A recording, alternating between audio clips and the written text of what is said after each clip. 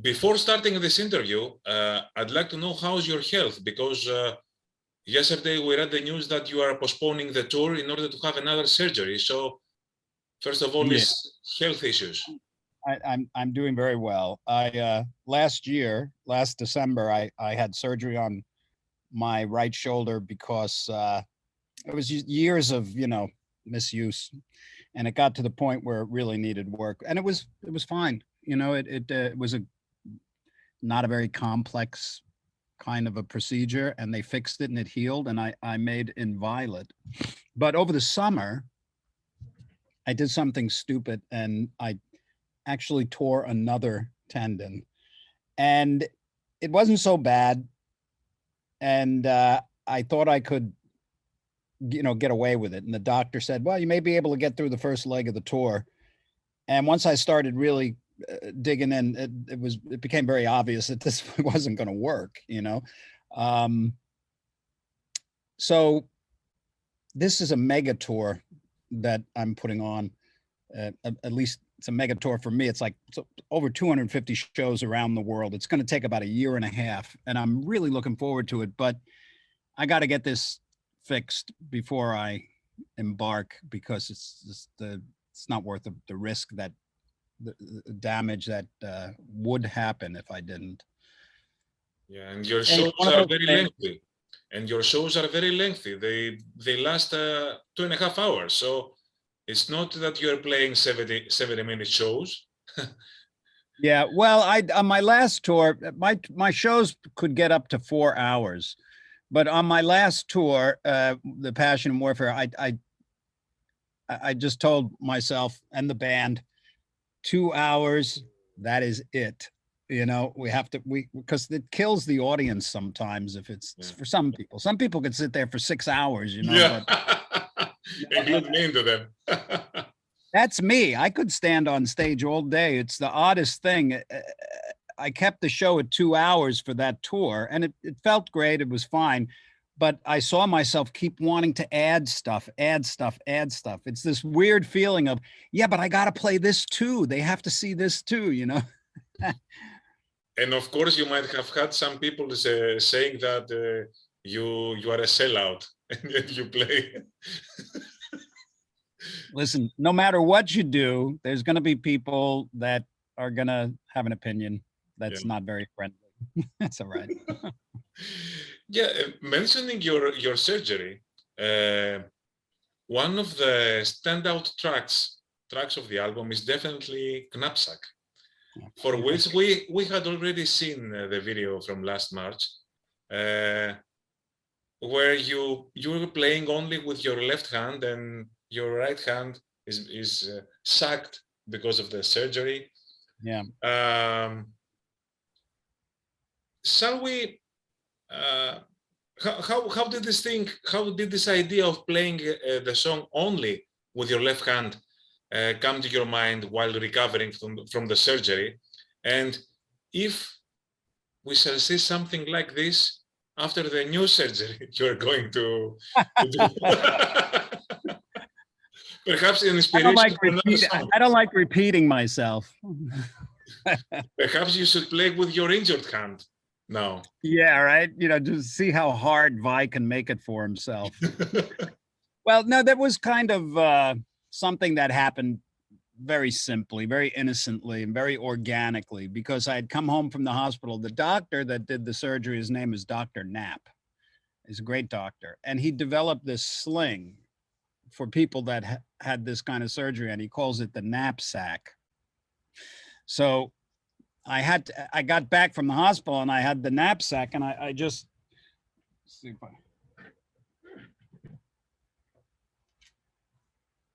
I was just sitting there with the guitar, and I had just gotten this beautiful black onyx Pia, and I was going like this, which, like, if you have a legato kind of a hammering style, it's not a big mystery. And I thought, I'm going to write a song with one hand. I knew I could do it, but it's not a big mystery. Anybody could do it. if they just spent the time. That's the thing, you know, I just did it. But when I was thinking about doing it, I gave myself some direction, you know, and the direction was whatever this song ends up being, first and foremost, it has to be a good piece of music, you know, an enjoyable piece of music with a nice melody, you know, because that's always at the forefront for me. And I didn't want it to sound like a gimmick, you know, because it's very gimmicky to play with one hand. People who see that some people may think he's showing off or it's a gimmick or something like that. But really, it was just a simple, I only have one hand and I want to play. Hey, I can do this. All right, I'm going to do it. That's it.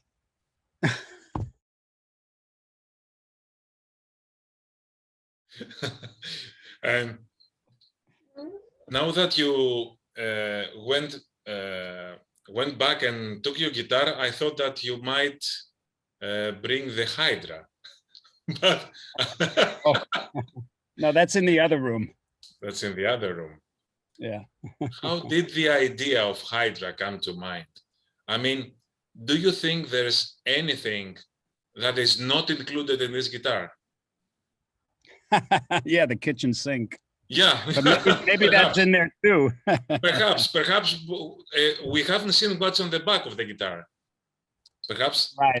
Well, the back is actually has some clear plastics because you could see in, because you have to be able to see it. The back is very complicated. You know, the guitar, it started out as a desire of mine to write a song on a multi-neck guitar that is actually integrating the whole guitar, you know, in one performance. So that was the idea. And then I thought, well, what next do I want? You know, 12 string, that's half fretless, 7 string, 3/4 inch bass neck, that's half fretless, and these harp strings, right? I was also into the steampunk fashion, so I got a bunch of materials and I sent all this to Ibanez, and the designers just went crazy. You know, they sent me a rendering of the Hydra, and I was stunned. And then we just started kind of back and forth, back and forth. They came once with the cardboard cutout, you know, so that I could kind of at least feel it and see. So it was like 4 or 5 years in the making, you know. And finally, when I got the guitar, I'm looking at it, I'm saying, uh-oh, what am I going to do? Because I had the concept. So, and I didn't want the guitar to be just a joke or like you know, a novelty. You know, when the guys at Hoshino, Ibanez, grabbed this thing and started to build it, they were so excited. They did so many things to it. It's a highly technical instrument. It has a whole synthesizer, guitar synthesizer sections. It's got like sample and hold. It's got piezos and sustainers and very technical instrument. Yeah. And but I knew that whatever I was going to do with it, just like Knappsack, the piece of music that I wrote with it had to stand on its own as an enjoyable piece of music with a good melody, or the best that I can do. And it had to sound seamless. It couldn't sound disjuncted, you know. I wanted the melody to be able to flow smoothly across everything. And that required just a lot of negotiating, you know, with the arms and hands. But it was really nice because you sit there and you look at something and it just seems impossible. Yeah. You know, and you feel overwhelmed and you give up. This happens a lot. But when there's enough of a desire, like an excitement, then you just don't give up. And there also has to be, besides the excitement, you have to at least know, not believe, but know that you can do it if you put the time in. And just looking at the Hydra, I just thought, yeah, I don't know what, but I know it's going to work. So then I started out with a a drum beat with the kick drum, and I just locked the bass in, you know, like mentally, or I was playing it and then trying to figure out how the other components are going to work. So then I would slowly work those in, and then all the time knowing that I have to leave space for a melody, and that hitting a note in the melody, I had very little opportunity to pick a note. So I had to use a lot of the sort of knapsack technique of, Yeah. you know, and but I thought it came out really nice. Yeah, and this is said by a person that has played multi-neck guitars for a long time. Yeah, I think on this one I finally did something a little more integrated, a little more, you know what I mean? I'll tell you what. So yesterday we launched a okay, so The release video. Hydra, I recorded the song, and we hired this incredible company to make sort of like a video, 90-second commercial for the Hydra, just showing all of its aspects and stuff. And we released that yesterday. And it's a really beautiful little clip. It's amazing. So did you get to see it? I showed it to my son a few hours ago, and he asked me, he's 10 years old, and he told me, is this a spaceship or a guitar? I know, it like looks like a, Fragos.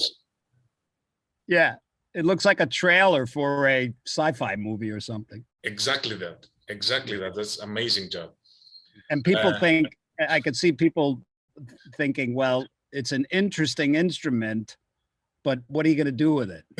So now you know.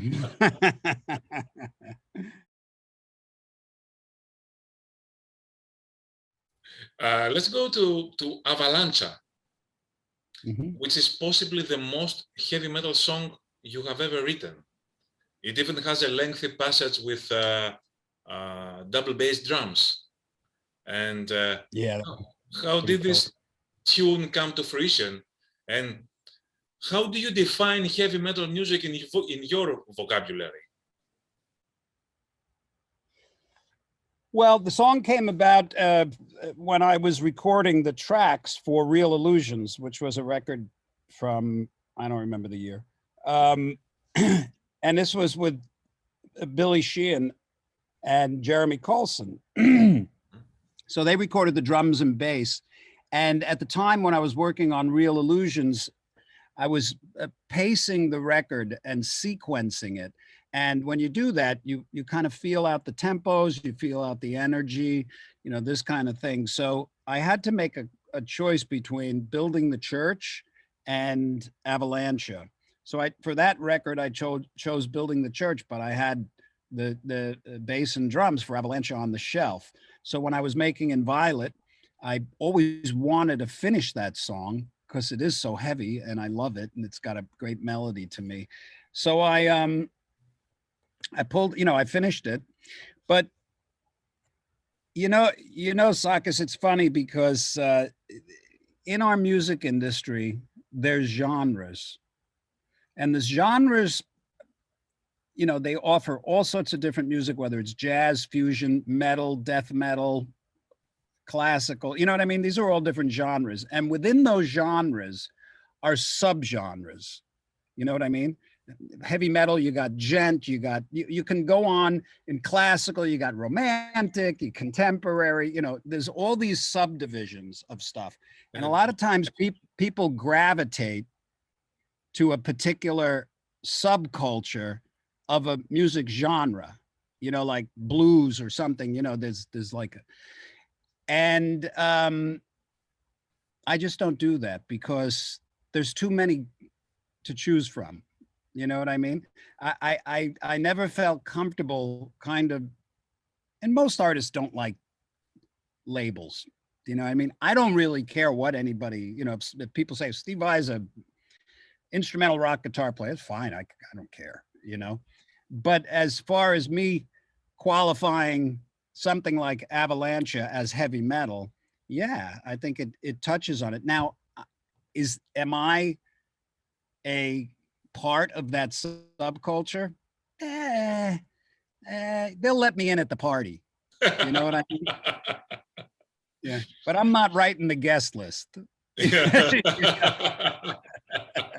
I can hang with Iron Maiden and, Ozzy and these guys, but I can also hang with, Chick Corea and Al Di Meola. And you know what I mean? It's like, I don't put up the barriers. I don't care what it takes. If I get an inspiration, I'm going with it. And Avalancha it was inspired by the feeling of heavy, intense, fast, heavy rhythm guitar playing, because I love that. I mean, you listen to the rhythm part of Avalancha and it's satisfying to me, and I get the same satisfaction if I'm listening to like Ghost or something, you know what I mean?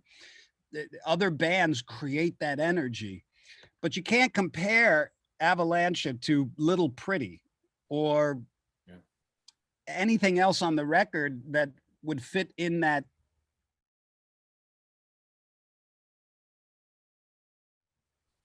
subculture. Do you think? So, yeah. Do you think that playing with Generation X influence what we hear in Inviolate? Well, it's impossible to not be influenced to some degree by anything that happens in your life. That every experience we have somehow changes your perspective. And if your perspective changes, your creativity changes. So for me, the entire Generation X thing added to, I wouldn't be able to exactly put my finger on it, but it added to the quality of my life experience, but it also added to my playing in many ways, because I got to live with and see and hear and feel up close 4 other highly accomplished rock guitar players. Do you know what I mean? So when you're standing next to these guys, and even if it's like a G3 and I'm with Satriani and Petrucci or any of these accomplished players, they're accomplished because they're completely confident in what they do, and they have a voice that they deliberately expand upon.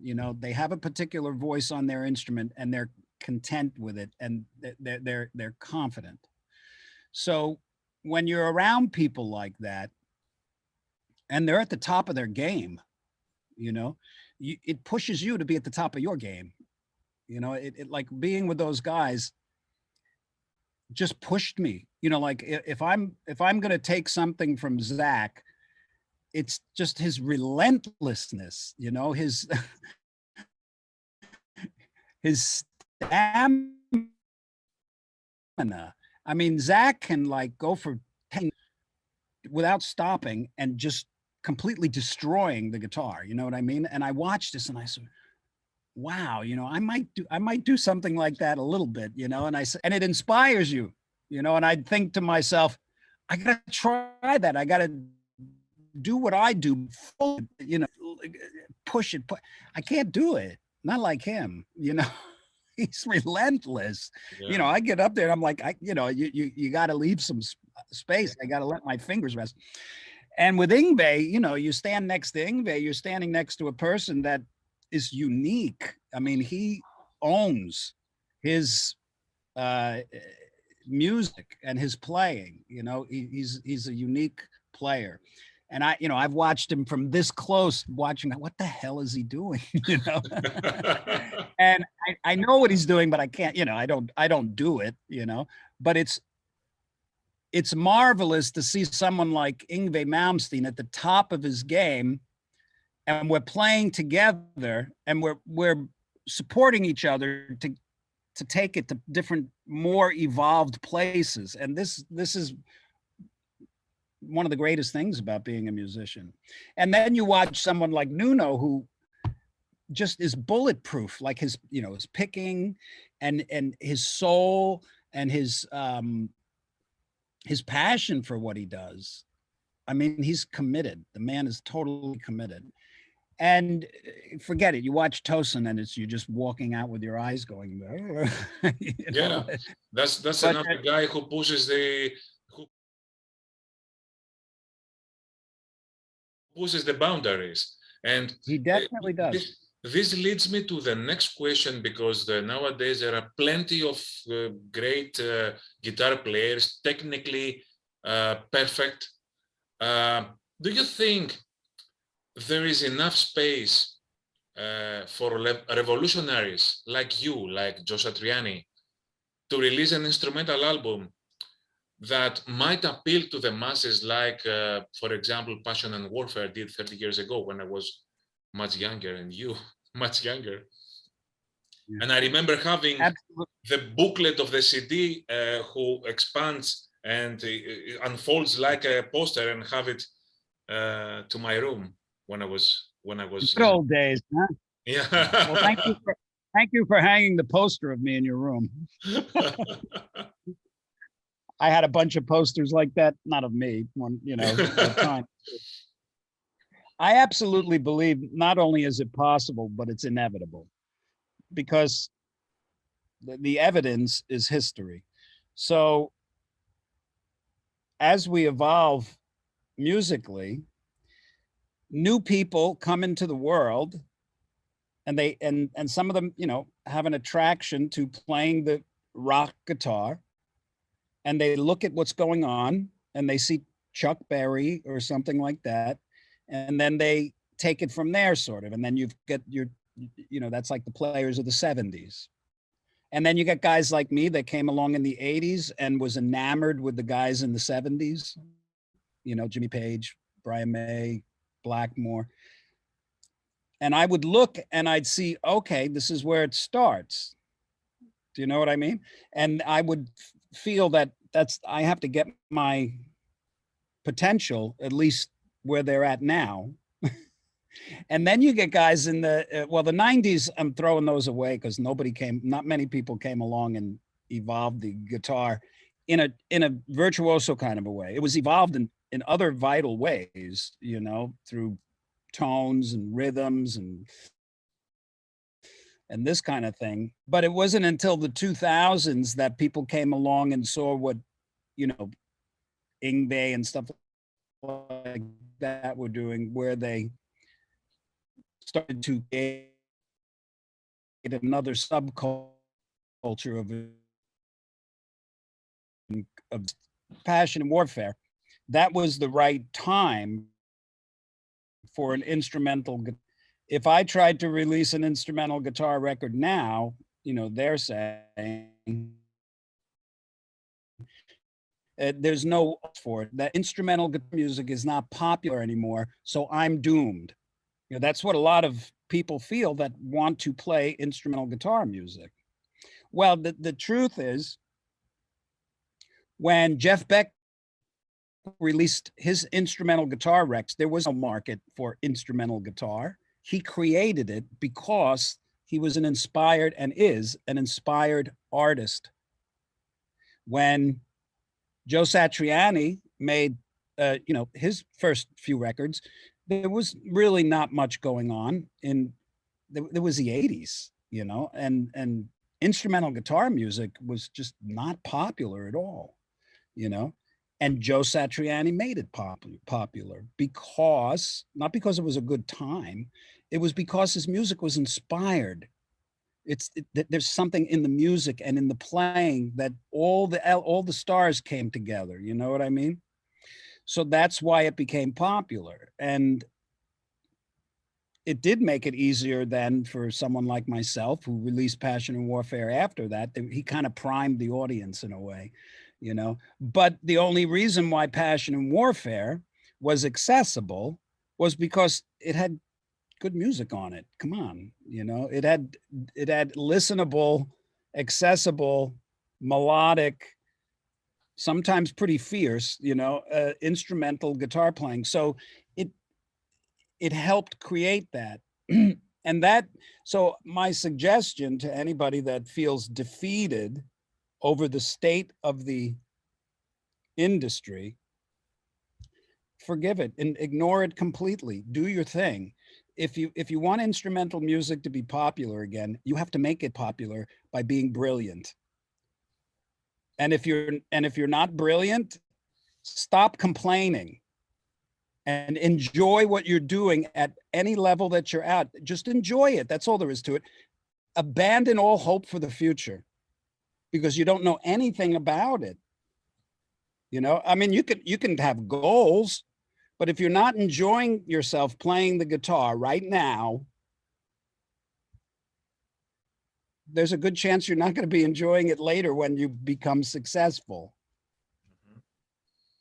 Before the end, make it work on your terms. That's it. You have to make it, you have to march to the beat of your own drummer, and you can use externals as an inspiration, other players, emerging music.